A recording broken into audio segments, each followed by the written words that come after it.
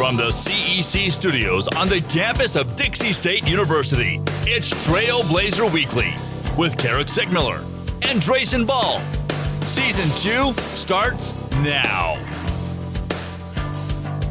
Well, good afternoon on a Wednesday. Trailblazer Weekly is back live from the Jennings Communication Building, the CEC TV studios on the campus of Dixie State University. We've been promoting it all summer long, and now we are back for Season 2 of Trailblazer Weekly. Keric alongside Drayson Ball. Drayson, I cannot tell you, you already know because we've been working side by side all summer long to help promote this premiere. We are back a couple of weeks sooner than we were last year at this time. We're on the air. Season 2 is here. Cannot tell you how excited I am. Fall camp special, and we're going to jump right into it here in just a moment. But, man, we worked hard over the summer to make sure that everything would look great. Want to give a shout-out to all the folks at CEC TV and at Radio Dixie 91.3 FM.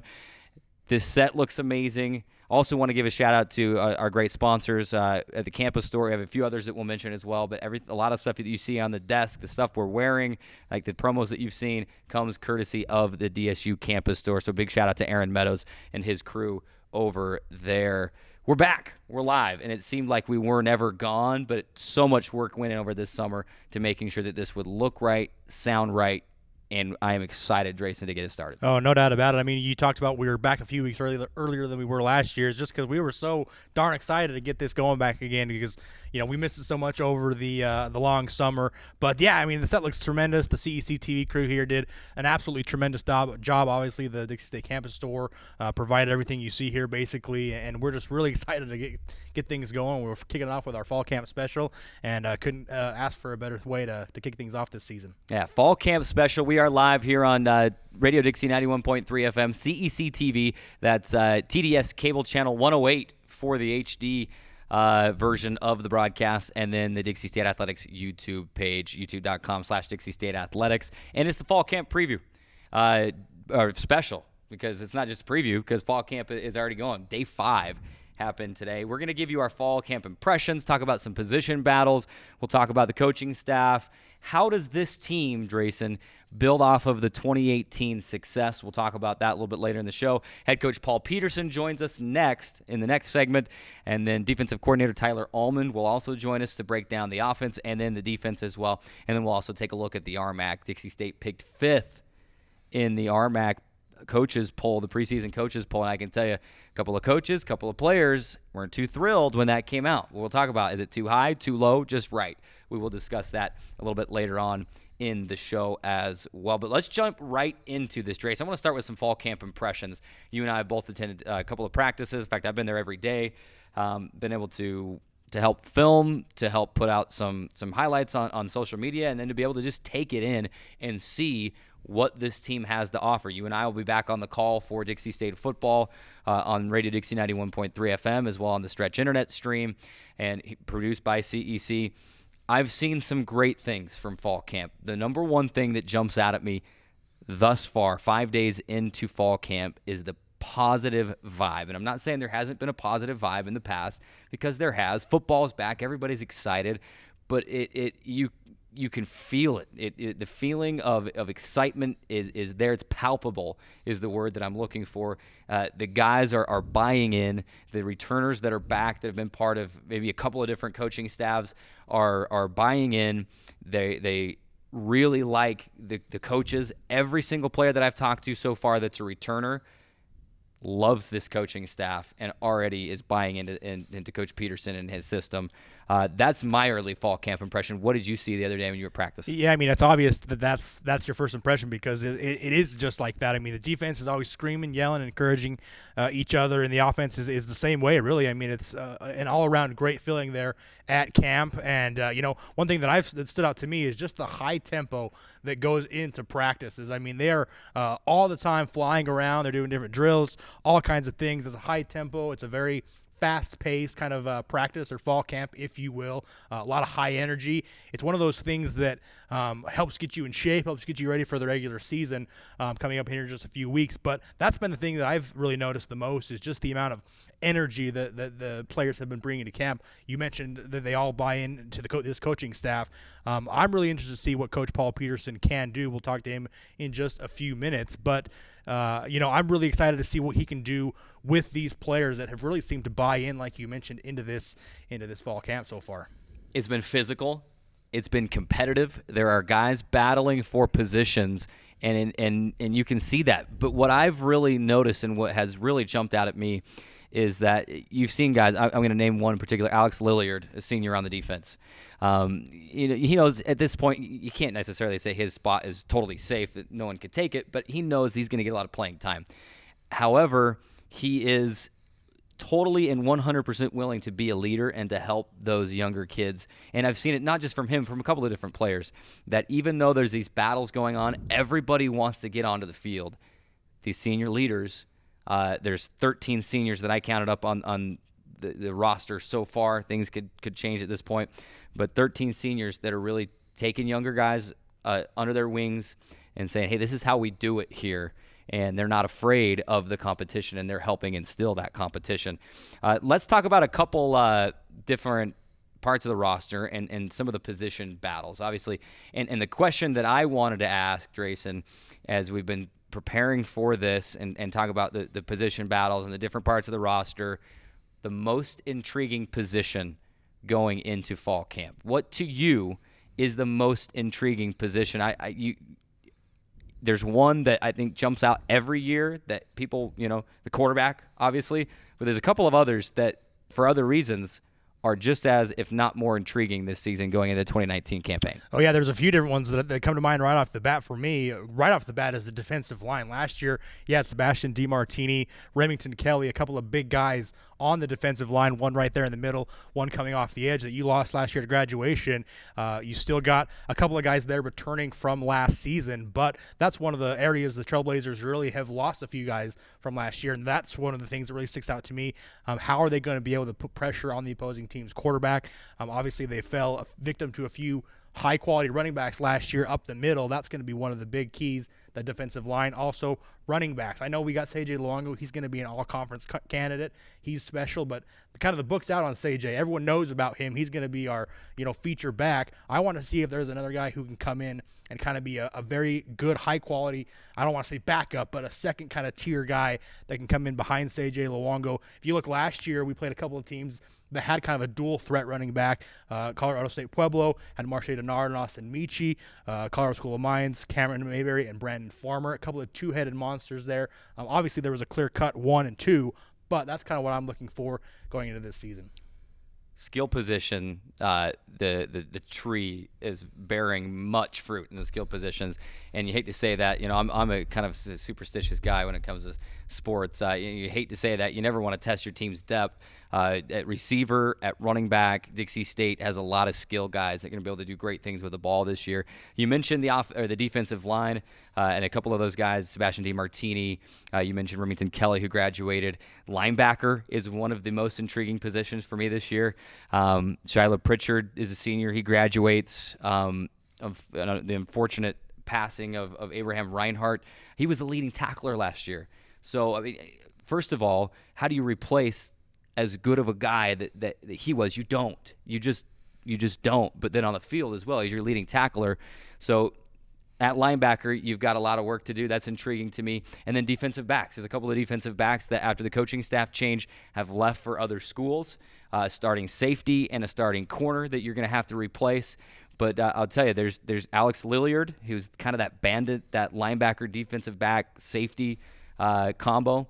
He looks really good this year. Darius Nash, a sophomore, limited playing time last year, but he looks good on the corner. JT Anderson, Darren Jones, those are all guys that you're going to see step up, and they're going to be okay in those positions. So those are, as I've gone into practice into fall camp this year, linebacker and defensive back, some of the most intriguing positions to me. We're running up against a break here quickly, but we want to talk about quarterbacks as well. I don't know if we can call it a battle. A battle almost insinuates that the guys don't like each other. These quarterbacks all like each other. They get together. There's 5 or 6 quarterbacks on the roster right now, none of which took a snap at all last year. Trent Darms got banged up in spring ball. He's not participating right now.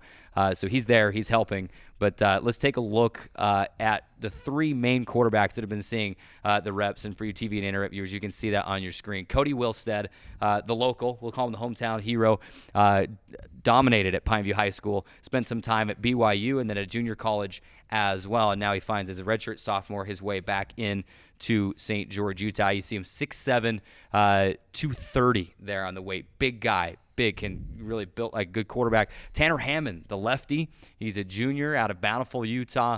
And then Keaton Mott. Keaton is a junior and then 2 years at Northern Colorado. And so you got 2 guys in Cody Wilstead and Keaton Mott that were at Division I schools. One an FBS school, didn't really play in Cody Wilstead, but Keaton Mott played a lot at Northern Colorado in the Big Sky Conference. Dixie State will be an FCS school next year. Those are the 3 main quarterbacks. Wilstead getting a lot of reps at the 1, and then Hammond and Mott really splitting those reps at the 2 right now. They've all looked good at different times. Dixie State will have a decision to make come week 1 to see who starts against Pueblo. And I definitely don't envy the decision that Coach Paul Peterson will inevitably have to make by week 1 between these 3 guys, all certainly capable of playing this position at a high level. Like you mentioned, Cody Wilstead has been taking some of the reps at the number 1 spot, but you got a bunch of different guys who are certainly capable of winning this job. I'm interested to see, obviously you got, Cody Wilstead, who's a 6'7", and like you mentioned, a big guy, but then you got Tanner Hammond, who's a left-hander, who gives you just a little bit different angle. Defenses may not be used to a left-handed quarterback. Some of them give you different running options, that kind of thing.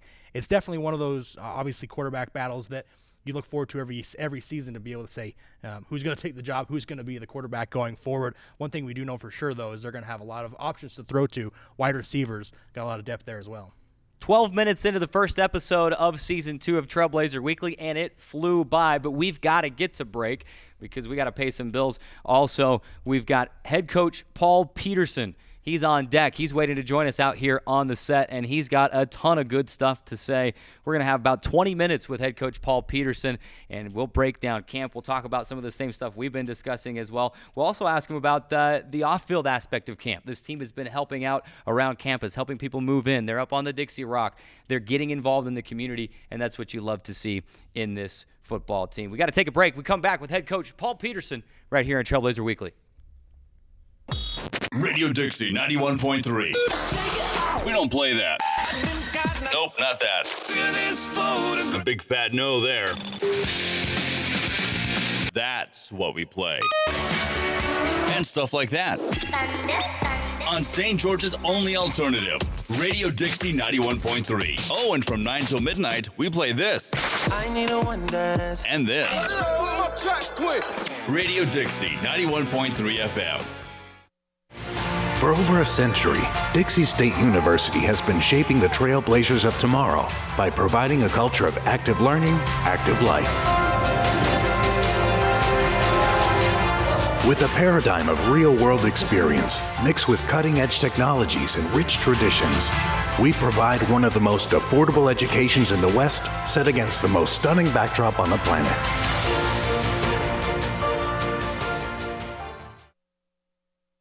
When I was your age, I was just like you, fascinated by stars.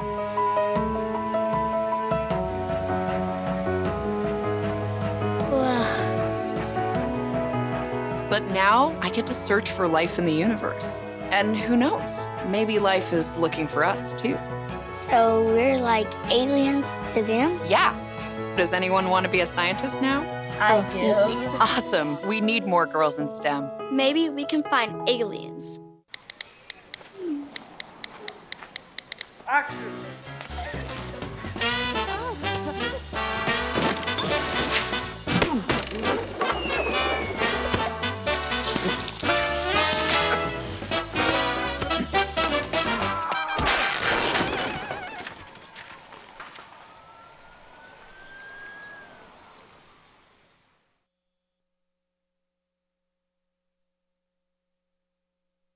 Where do you find the titans of classical music in St. George?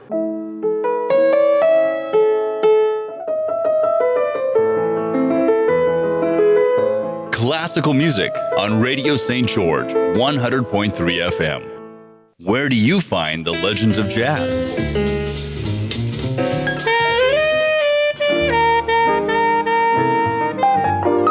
Evenings on Radio St. George, 100.3 FM. Hey, Bobo, do trees tell each other stories? I'm sorry. I'm afraid I don't know that. Hey, why don't we go find out? Listen.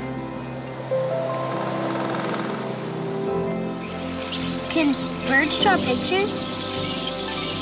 I don't have an answer for that. Dad, do stars visit their friends? Look!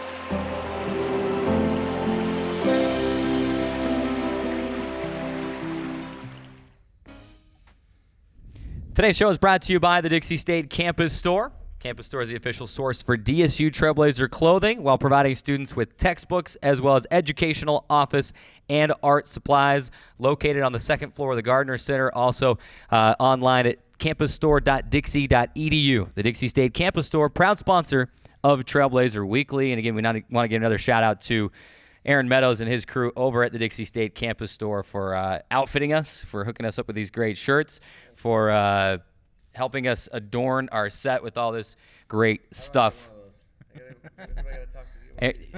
We got to go over to the Dixie State Campus Store and hook Coach up. Head Coach Paul Peterson joins us on Trailblazer Weekly. Coach, thanks so much for taking time out of your busy schedule. It just happened to fall at a good time during your fall camp schedule.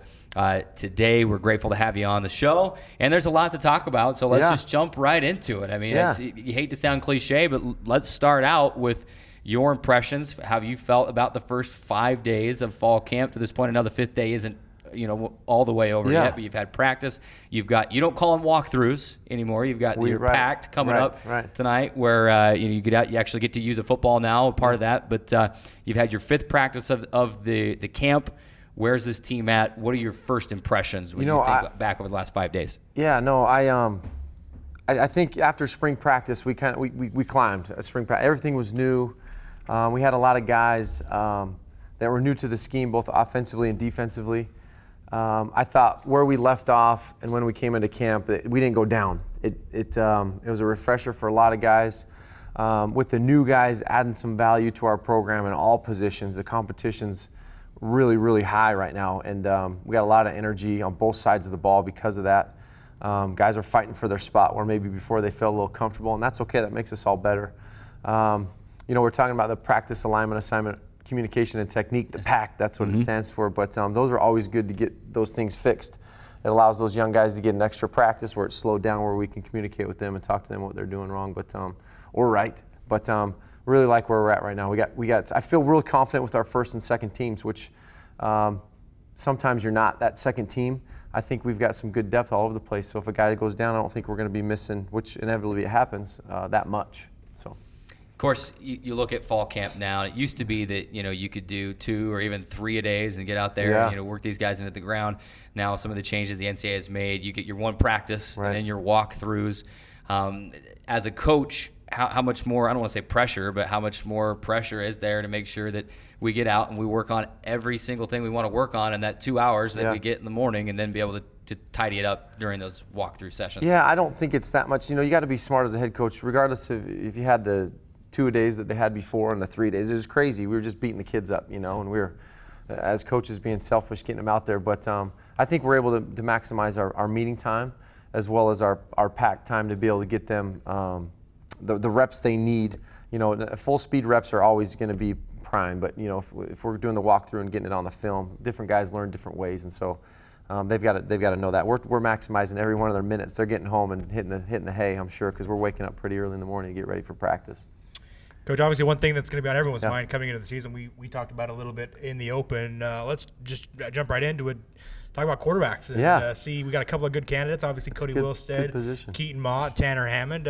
If you'd like to, we can go ahead and give you the opportunity to name a starter right here on the show if you'd like to. No. If not, man, I know it's only been 5 days, but everyone at Pueblo, plug your ears. Don't listen to this part. Just give us a little bit of kind of a breakdown of what you've seen so far from the kind of 3 guys you've been featuring. We're talking about consistency with our guys right now. We've got flashes of some really good plays with the 3 guys that you mentioned. I'll put Kobe Tracy in there, the true freshman we got there. He's gotten some really good 1 reps. He's ahead of his age, in my opinion. I think we've got some really good quarterbacks.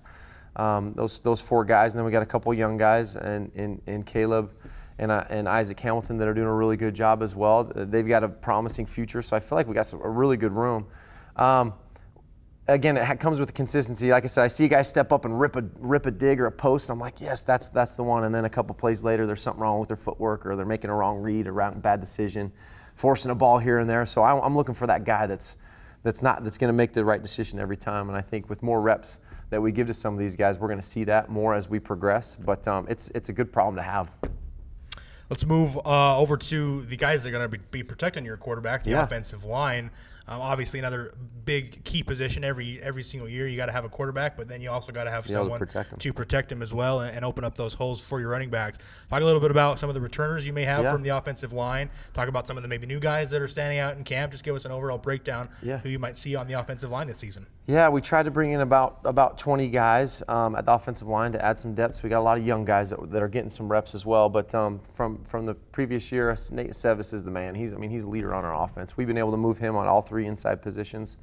At center, he's a great leader. He's able to communicate. We've had a couple little injuries, and we've had some guys bump out. But he's been able to move to that guard. He's a stud for us. He's gonna, in my opinion, he's a captain for me. I mean, he's a leader. We'll see how the players vote for him. But Adib at the right tackle has done a really good job for us. Satima, we got Haunga, we call him the Hammer. He's a freshman. He's getting some reps with the ones at the guard position. When he knows what he's doing, he's be able to move some people, which we're definitely excited about. I know I'm missing a ton of guys Taylor here. Alvarez. Tay's is our starting left tackle. Yeah. He's our base guy. So our 2 tackles we feel really, really confident with. But as far as the offensive line, all those guys got to be able to move inside and outside. And then we really got to push our younger guys to be able to be ready to go. And I think we're a little bit behind right now. When we get to our 2s, we're having a hard time at the quarterback position stepping up because we got some missed assignments. But as throughout camp, we'll be able to fix that, I hope.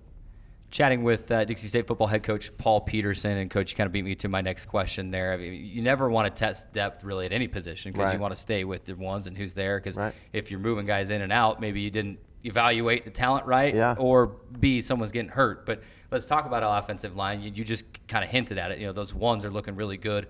What needs to be done to make sure that those guys in the second unit and the third unit, so if a man goes down, those guys can step in and help literally plug up holes in the offensive line. If you talk about guys that we travel, we can take 60 guys traveling with us, and so we're going to take about 26, 27 guys offensively.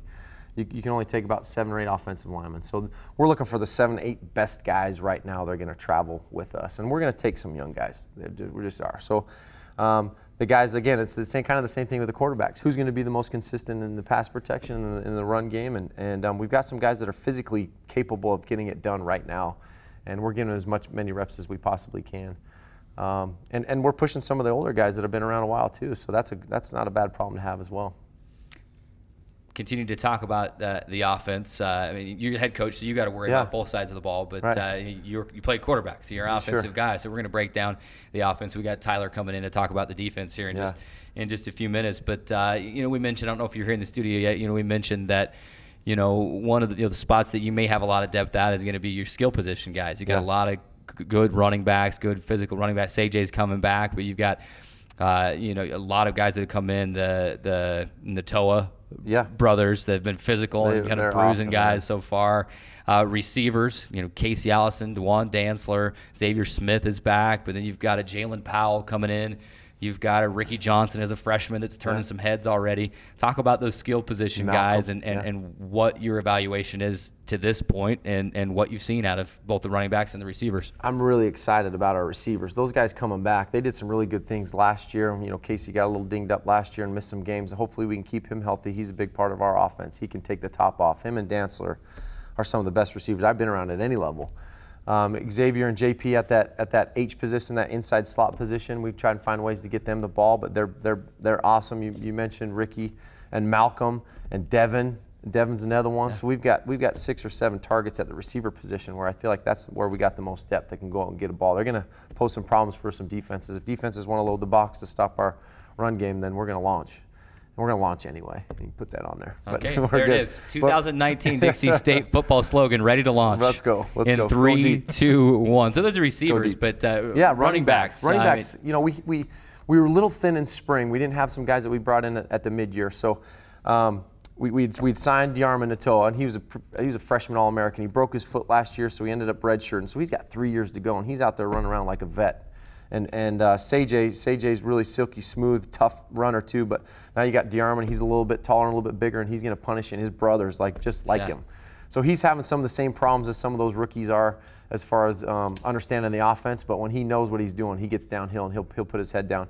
And then Robles is another one. I mean, he's awesome. He's had some really impressive jump cuts, getting downhill. So I mean, Connor is another guy that we're going to be able to move around both at the running back position. He played receiver last year. And played quarterback in junior college. I mean, how can you not have that guy on the field? He does it all. He's a guy that doesn't make mistakes and he works his tail off. So we're going to find a little package for him to get him out on the field. But it's a good. We've added some depth, and I feel like it's going to be fun. It's going to be fun. I'm excited for these guys. One thing, one position, at least one aspect of the game from last season that I think you hopefully have been able to improve on was the special teams, specifically your place kicker, field goals, extra points. I think they struggled a little bit last year with that group that they had. Talk about a little bit about those special team guys, place kicker, extra points, that kind of thing. Yeah, so James Baird, we signed him from Snow College. James is awesome. He was inside the 25. It's going to be 3 points. I think last year they were going for it quite a bit inside the red zone. It was 4-down territory quite a bit. We're gonna take those points and get off the field. He's pretty consistent inside there. The ones that he missed last year at Snow College were 45 plus. We put him in tough situations that way. But he was making them, and he made some too.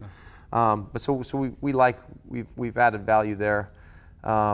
At punter, we've got Wood back there doing a really good job, and he's got the #1 punting job right now. And so I know we miss our All-American from last year, but hopefully we don't miss too much in the special teams game. That's the hidden yardage that not a lot of people talk about. Just score, right? Then you don't ever have to punt. That's right. I hate punting. That's what we obviously hope for every game we have to do. No punts. Transition a little bit into, I think one of the things that Keric and I have both talked about in preparation for the show. Obviously, the big announcement last spring was we're transitioning into Division I. This is the last season. We will officially be a part of a Division II program.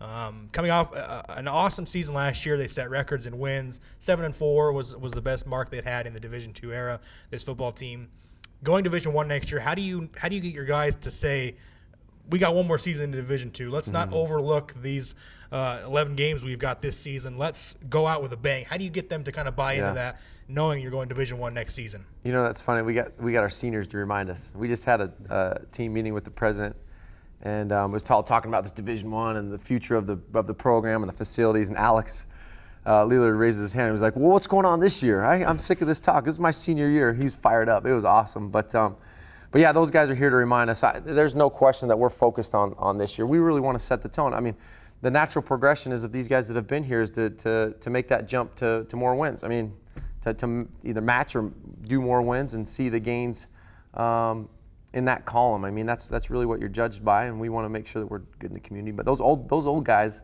they're the ones that are making sure that we're really focused on that. I like the way we match up, watching the film and evaluating. Each team in this conference, someone's going to come up, someone's going to go down. I think where we got placed as far as the rankings for our conference is okay. As a competitor myself, I want to be up there at the top, and we got to earn it. So I was going to say, I was with you when you saw the ranking the first time. But You know, it's all right. You know, everyone's undefeated right now going into fall camp, and everyone's got the conference championship, and everyone's got the national championship playoffs in their mind. But we're working towards that, and that's a goal that I think is realistic for us. Head coach Paul Peterson joins us on Trailblazer Weekly. It's the first episode of season 2. It's our fall camp special as we continue to break down not only the camp but this year's team and the good stuff happening on, but not only on but off the field as well. Coach, one thing I was thinking about as we're preparing for this interview is, and I love how active you are on social media. I love it. I love to see a coach that's sharing what his team is doing, what the coaches are doing, and have been able to kind of see into other parts of the fall camp. A lot of people think of the on the field aspect, but there's a lot that happens off the field in the weight room. But you've been able to take your guys. I saw them up on the Dixie Rock, the other day, showing them the community. They're helping students move in. Talk a little bit about what you and your staff got together to plan for the off-field portion of fall camp, and just how equally important it is to the on-field portion of fall camp. Well, when I talked to Dr. Booth about this job, it was a lot about player development, and we want to see these guys physically change, be great football players. That's a given, right? So that's our job, to make sure they're good there. But there's other facets of their life that are just as important. I believe if they're going to work hard in the classroom, they're going to work hard on the football field. So that's a direct reflection on everything that we do. If we're good citizens, we make good decisions. Then I think that needs to be praised, and that's why I feel like I need to be active in social media. And I really wanted to go up and show them like what their community is about. All these guys are really good football players in high school. Their film's really good, but it's a different step now, and this is who they represent. They represent Dixie State and the St. George community, and I wanted them to make sure that they knew it's bigger than themselves, right? And to not let their teammates down, that they're accountable for their actions both on and off the field and in the classroom. And if we can put all those pieces together, we're going to have a successful football team. And later on in life, when they're all done playing football, they're going to come back and give us a high five because we're trying to do it the right way. Absolutely. Words of wisdom spoken by head coach Paul Peterson. We've got a couple more minutes with you here, Coach, so we don't want to let you go any sooner than we have to, because we're just soaking this stuff up like a sponge. You know, September 7th for us, can't get here soon enough. I'm sure you've got a lot of planning, a lot of things to work out. Slow down. Before then. But what are some of those, maybe another one of those cliches, shortest probably fall camp of your football career, just the way that the academic calendar fell and when school starts. And so you get this week. So you get Friday, Saturday, and then, Thursday. I don't want to skip Thursday. Thursday, Friday, Saturday, and then Monday the kids are back in school. Right. And so by Monday, will you be doing install for Pueblo, or are you still going to try to take a couple more practices and as if it were kind of a fall camp practice? What's the goal? What's the plan the rest of the way before we get into the season? We're going to try and make it still be like a fall camp. So we only get a certain amount of hours. They call them CARA hours, countable athletically related activities. Mo will be happy I got that. There you go. He got that one. 20 Mo. hours. So we just shortened it. So we're still gonna try and have a 2-hour practice, and then we're gonna have a shortened meetings and a shortened lift, and still packed. Everything's just gonna be condensed for them to be able to get their studies down. But we're still, in my opinion, fall camp mode. So we got a big scrimmage this Saturday, and then we'll go throughout the 5 days of the week, and then we'll scrimmage again on Saturday and give them a little time off, and then we'll start jumping into Pueblo after that. But we've got to get these 2 scrimmages under our belt to see where we're at, especially to see how these younger guys that are coming in, or the new guys, how they're adjusting and where they fit. They're going to be a 2 or they're going to be 1. Are they coming on the bus or staying home? So we got a lot of work to do that way. Coach, I know you just said obviously you're not into game prep yet for Pueblo, right, but they have been on the schedule now for 3 or 4 months. Yeah. Have you looked into what Pueblo is going to bring at all? Have you looked into see how you're going to scout them? Have you even started to maybe implement some offensive strategies that you're going to use for Pueblo? Is there any sort of game prep that you've done maybe just as an individual in the 3 or 4 months we've had them on the schedule? Yeah, absolutely, and that's none of your business. Of course, we've got to watch them. I mean, they're the reigning champs. They're the playoff team. They're the team to beat. I can't remember. I don't know what they're ranked, but they're in the top 15, I believe. Yeah. Picked to win our conference consistently. Yeah, he's got something going over there. Great coach. They've got good kids. He's a good person. He's got a similar model as far as player development, and he's got some really good football players. And so, yeah, we've studied their film. We like to think that we have a little bit of advantage, them not knowing what kind of scheme we're running offensively, defensive. That's a little new. I'm sure they're trying to find out what we did last year at Snow College, and that's normal. But we're going to give them a run for that money on that first game. I'm excited about that. Sounds like the plan is Coach Drayson will show us what he has in store for Pueblo on September 7th at about 7 o'clock. And I wouldn't expect anything less from absolutely. Coach Peterson. So. Absolutely. He just hit the nail on the head. New offense, new coaches, new staff. We're not giving anything up, especially here on Trailblazer Weekly, because we want him to come back and visit more. And I'm excited that we'll be able to experience it as the viewers and listeners get to experience it as well. So, Coach, thank you so much for stopping by. That was awesome. Loads of great information, and I'm sure we'll chat more as the camp gets going. And our plan is, if you'll accept our invitation, is to have you be a very regular guest here on this show. So you got to get me a Snickers and a Dr. Pepper, and we're good. We'll make it happen. We can make that happen. He's head coach Paul Peterson of the Dixie State football team. The Trailblazers, day 5 of fall camp, open up against CSU Pueblo. Top pick to finish first in the RMAC, nationally ranked in the top 25 as well. They'll be here on September 7th. We got to take a break. We talked a lot about the offense with Coach Peterson. Defensive coordinator Tyler Almond is on standby. He will join us next on Trailblazer Weekly to talk about the defensive portion of fall camp and where the defenders are at this point. More Trailblazer Weekly right after this.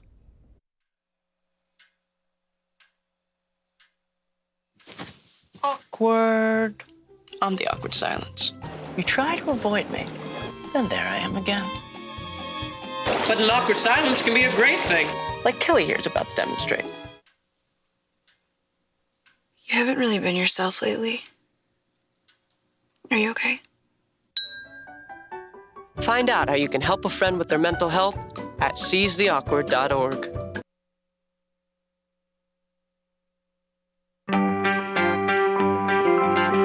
I take the road less traveled, run free, unwind, unravel someplace outside with lots to do. Green trees, red rocks, and don't forget that blue sky. The sunshine shining, sunshine pouring on me. Think I might just stay a while. Say hooray all day because the sun is gonna shine on me. Sun is gonna shine on me. Sun's gonna shine on me. 5 minutes.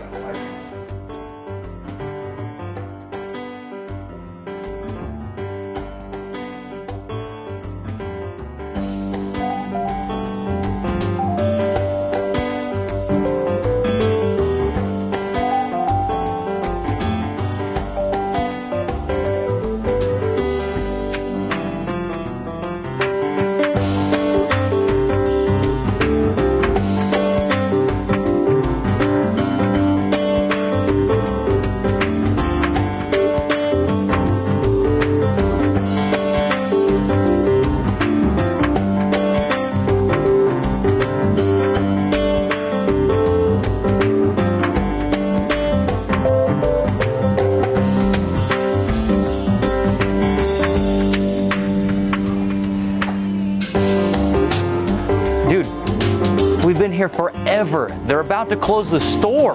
Would you just pick something already? I just want to look good, It's season 2 of Trailblazer Weekly. I just want to make sure I get the right one. Look at all this great stuff they have here at the Dixie State campus store. No matter what you choose, you can't go wrong. Yeah, I guess you're right. I'm just going to go with the first one. Catch the Season 2 premiere of Trailblazer Weekly on Wednesday, August 14th at 3 p.m. Presented by the Dixie State Campus Store. I want to eat apples and bananas. I need to eat apples and bananas. Why can't I eat apples and bananas? Support the Feeding America nationwide network of food banks to help provide meals to those in need. Join us at feedingamerica.org. Today's show is brought to you by Rock Canyon Bank, which has been serving Utah business and agriculture for over 25 years with locations in Pleasant Grove, Orem, Provo, Spanish Fork, Fillmore, and at 94 East Tabernacle Street right here in sunny St. George. Rock Canyon Bank, back to banking. Member FDIC, equal housing lender. As we welcome in defensive coordinator Tyler Almond to the Trailblazer Weekly set. Coach, thanks so much for joining us. We're glad to have you in and talk a little bit about defense for this upcoming season. Yeah, thanks for having me. Let's get right into it. I mean, obviously, we asked Coach Paul Peterson about his overall first impressions of fall camp so far. We want to get your same thoughts. What have you seen from the defensive end just a few days, 5 days into fall camp defensively? What have you seen? I think we got really good competition. I think that's what stands out to me, and as opposed to other camps I've been a part of, is we got really good recruiting class that we brought in. We got really good returners that are coming in. And there's competition really at every position, and so I think whenever there's competition, it makes for a really good practice environment, really good camp. We were over there just a couple days ago, just this last Saturday. We actually got to spend basically the entire practice over there on the defensive end, and when they kind of separate into those kind of scrimmage drills that they do, we were over there with the defense. A lot of high energy, a lot of yelling and screaming, a lot of patting you on the back, amping you up, kind of things like that. Yeah. Talk a little bit about how your players have been able to kind of get along and really kind of come together. Talk about team chemistry a little bit of what you've seen so far. Yeah, we got a really good group of kids, a really good coaching staff. And then, defensively, Lonnie Fangupo's our D-line coach. He's all energy. Mike Smith is constantly coaching. Misi Tupe played here. He's very passionate about Dixie State. So, and we got a great group of kids, great group of leaders, seniors, that are kind of taking the bull by the horn, so to speak, and really providing that energy at practice. And so, they're really an energetic group, and obviously the competitiveness plays right into that. We're chatting with Dixie State football defensive coordinator Tyler Almond. We're live on Trailblazer Weekly, CEC TV, Radio Dixie 91.3 FM. If you're driving around listening in your car, appreciate that. Or if you're just tuning in on your phone or on your iPad or whatever computer on the YouTube stream, appreciate you tuning in as well as we get to know Coach Almond a little bit and his defense. Coach, 5 practices in. We talked with Paul about this. We'll ask you the same questions, pose you one of the same questions. Who are some guys that are kind of jumping off the page at you that maybe, some guys you expected to, and then maybe some of the newcomers as well that you're finally getting to see what they can do. You've got, some returners back. You've got Anthony Yarbrough is back on the defensive line. Alex Lilliard as a senior, as that linebacker safety bandit. Name some names for us. Tell us who's turning your head. Yeah, I'm going to forget some guys, but just the guys that return, that actually played last year, played some significant downs. Darren Jones comes back at corner. He's a really good one. Alex Lilliard's been lights out. He's been just an absolute stud at our star position. Anthony Yarbrough, you mentioned, is another one that's just really tough to block off the edge, and had a bunch of sacks last year. He's really taken a big-time leadership role within our team, too, on our defense. And then some newcomers that, all these freshmen that are here are really kind of pressing these older guys, which is always a good thing. And so at the corner position, we got a bunch of freshmen that have really stood out. Aaron Simpson comes back. He's a returner, but didn't play a whole lot last year, but he's really stood out. We signed a guy at the corner position, Ty Hill, out of Snow College. Paul brought him over with him, and he's been really good. Had a really good camp. Devin Chandler as well. Defensive line, we've had a transfer come in. Tariq Wright has been lights out. I mean, just lights out. Just a total effort guy. He's a great talent, really good player at that position. Dylan Hendrickson is stood out as well. And then Mark Lopez is a guy that walked on this spring as a true freshman and has just done a really good job at linebacker position. So mix that with all the freshmen. I mean, really, we don't have any freshmen that aren't competing for a travel position at this point. So it's really impressive. That's phenomenal. And you mentioned Ty Hill, and for those of you out there that think the Hill name sounds familiar, that is because his brother Trevor Hill is a Dixie State legend, one of the best basketball players to ever come through the program, All-American, led Dixie State to a conference championship and into the regionals a couple of years ago. But we're talking football here. One thing, and you mentioned, and I like how you mentioned that, not necessarily that no spot is safe right now, but you said there's not a freshman right now that's not competing to be on the bus and to be traveling on those trips. It certainly hasn't made the seniors shy away from putting their arms. I've seen Alex Lilliard a couple of different times. I've seen Aaron Simpson, reaching out to some of these younger guys and just helping them. Hey, make sure you got your shoulder this way, or make sure you're this way. While you're on defense back there. It's been fun to see that although there's battles going on, you've got seniors stepping up and these returners stepping up and being leaders and helping the younger players and not shying away from someone who has trying to take their spot. I mean, talk about this team's chemistry that they've built already and how much of that plays into your defensive philosophy to have the team be a team, even though we're competing for each other's spots out there.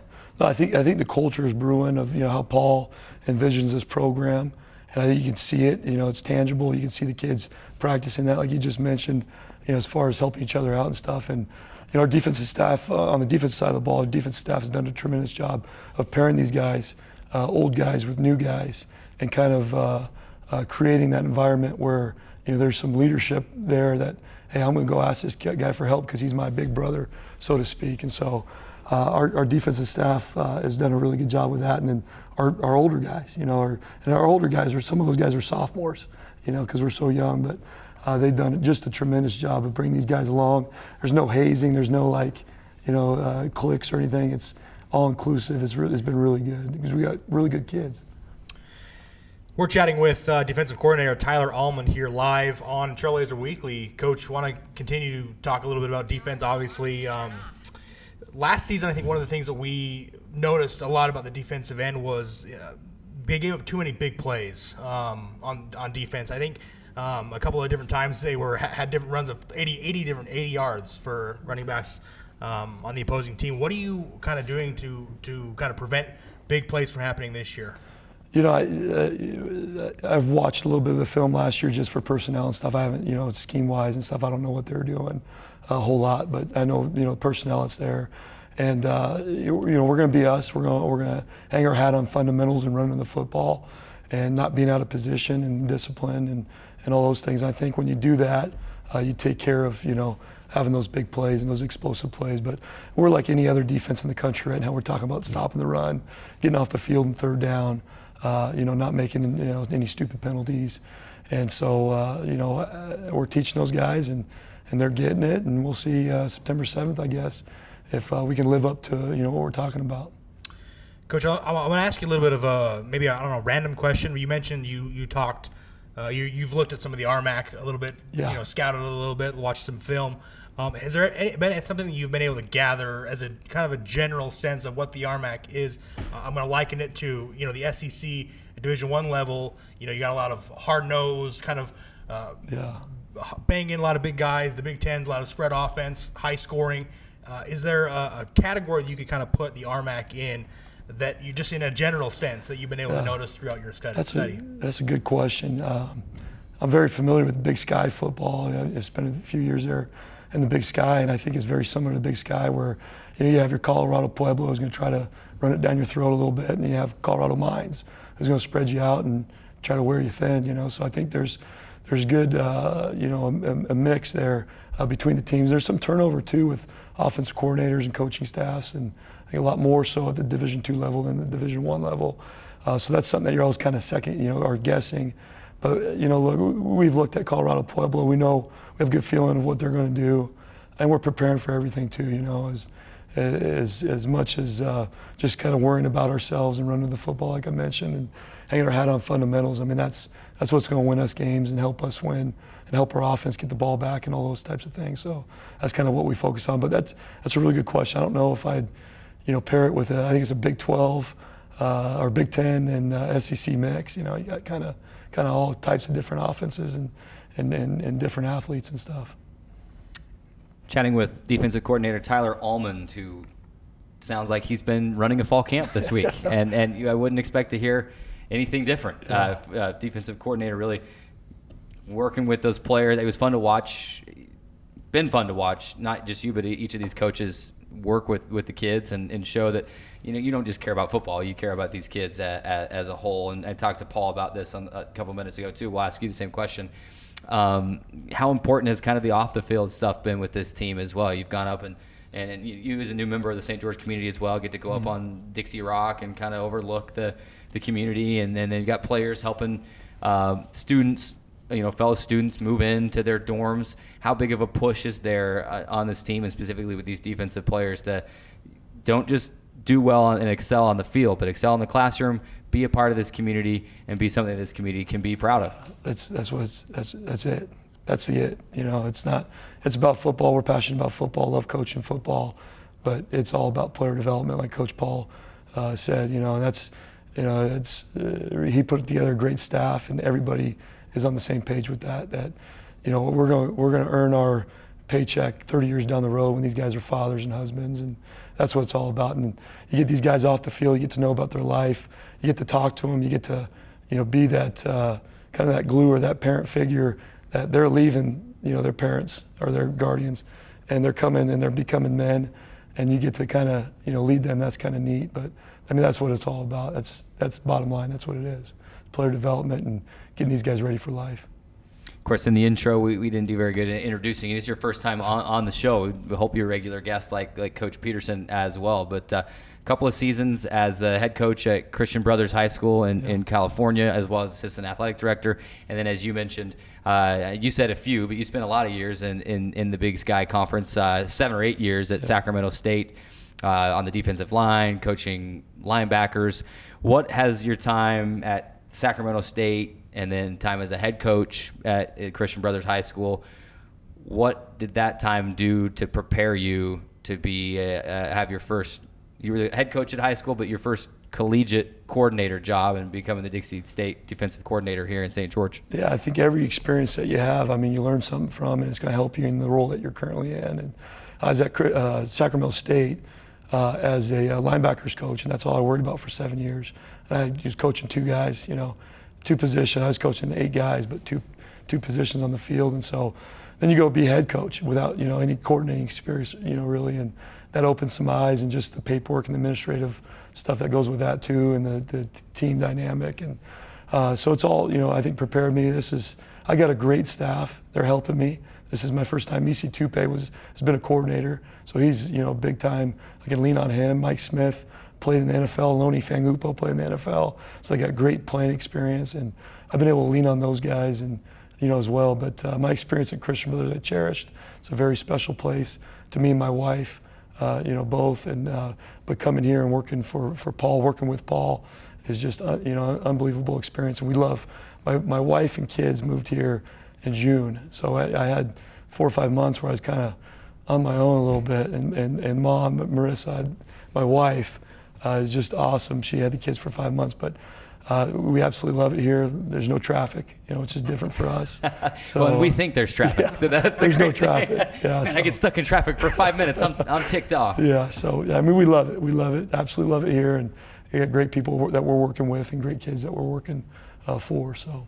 Well, absolutely, and actually, our wives, Tyler's wife and my wife, are coaching, teaching school, Little Valley Elementary, teaching together. So same thing, right? Molding minds. So I know a lot of people in this community are excited to have you here, and then to have your wife and your family here as well, and helping. It's a great school that they're teaching out over there, and your family's going to do great things here. So we're excited to have you here. We appreciate you stopping by the show, and we got to run to a break, and I know you've got other meetings and stuff you got to get to the rest of this day, but we appreciate you stopping by, and we'll be in touch for sure throughout the season. We get ready for Pueblo and get ready for this 2019 season. Thanks for having me. Thank you.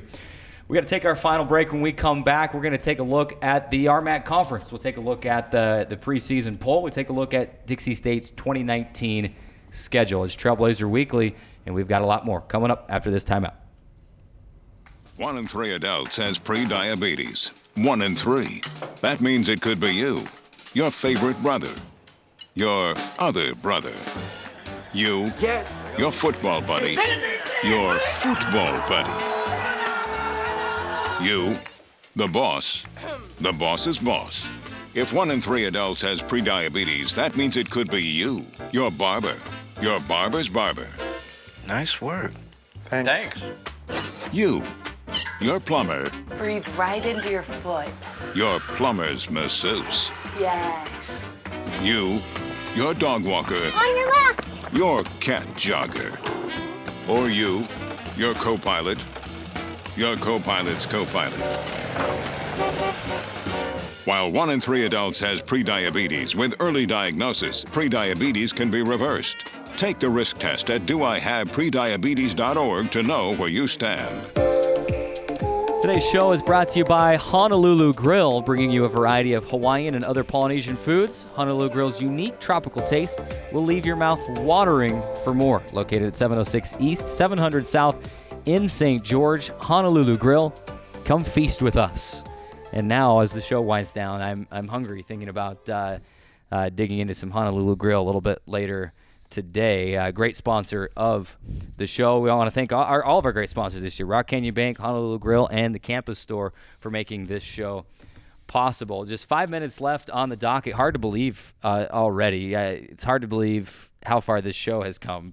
First of all, I look back to a year ago and think about how nervous I was to get this kicked off last year, and then just in terms of the growth in the set and everything that we've done this year, it's been fantastic. But show number 1 of season 2 nearly in the books, and we've still got to discuss the RMAC conference. Let's jump right into it. Let's discuss the RMAC at a glance, and we can do that with the coaches poll.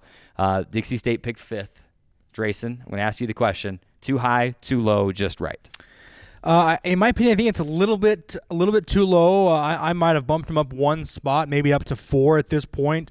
They go off of last season's results. I think coming off 2 huge victories, one specifically against Colorado School of Mines last year, may have merited 1 or 2 extra spots, at least 1. But I don't think it's anything to smirk about. I think you could reasonably argue that they could be in that spot. One thing that I was looking at, Pueblo ranked number 1. We talked about them. Colorado School of Mines 2, Shadron 3, Mesa is 4, and then Dixie State at 5. One thing for Dixie State, looking into the coaches poll, is you play 3 of those 4 teams that are scheduled, that are picked ahead of you in the conference. You play them at home, which gives you a significant advantage going into the season. So you think about it, other than Mines, which you play on the road that you beat last year, you have a significant advantage against those teams who are picked against you or picked to beat you in the conference. I think that gives you a little bit of something to play for. Discussing the RMAC preseason coaches poll here, as we said, Trailblazers picked 5th with 68 points in the poll. Last 2 years, the Trailblazers were picked at number 4, and they tied, I'm pretty sure the last 2 years, with Shadron State at 4 and at 5, what would have been the 4 and the 5 spot. Or this year, they were tied 3rd with Shadron State, so they would have been the 3 and the 4. But it's interesting, they bumped Shadron State, though, beat both Mesa and Dixie State. So coaches' preseason polls are largely based out. People put a lot into them, and I say the media put a lot into them. I guess technically, I'm an employee of Dixie State University, so I'm not really a media member. You help call the games. You're not really a typical media member either. So I think we can say this. The media puts a lot of stock in preseason polls. Really, if you ask a coach or a player about it, aside from just the initial reaction of saying we should have been a lot higher than that. And that was the reaction. I was in Denver with Coach Peterson and with Alex Lilliard and CJ Luongo at the RMAC kickoff a couple of weeks ago on July 24th when they announced the poll. And I can tell you that both players were flabbergasted. They felt like, being tied for 3rd and everything that they'd accomplished last year and the win over Colorado School of Mines especially proved that they can compete in the upper echelon of this conference. The only one of the big 3, if you want to say that, Colorado School of Mines, Colorado Mesa, and CSU Pueblo, that Dixie State has not beat, is CSU Pueblo. And they got that game circled this year to try to get that win. So, Coach Peterson, like he mentioned as well, you could kind of see his initial reaction was we want to be a little bit higher. But you know what? A coach's poll is ink on a piece of paper that after the first game of the season, everyone forgets about the coaches poll, and then it becomes the current standings in the final rankings.